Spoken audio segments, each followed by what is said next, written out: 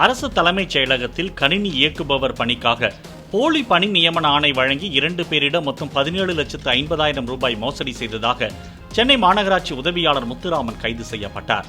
ஓட்டேரியை சேர்ந்த முத்துராமன் மண்டலம் 4 உதவியாளராக வேலை செய்து வரும் நிலையில் தலைமறைவான அவரது மனைவி உஷா ராணியை போலீசார் தேடி வருகின்றனர்.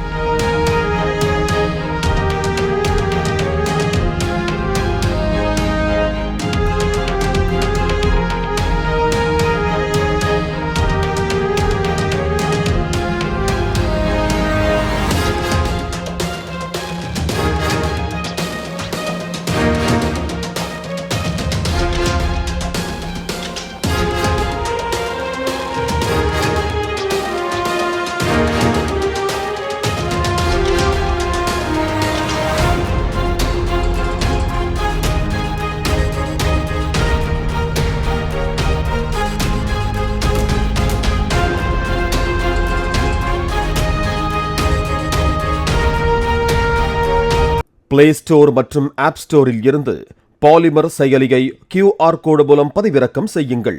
செய்திகளை உடனுக்குடன் பெறுங்கள்.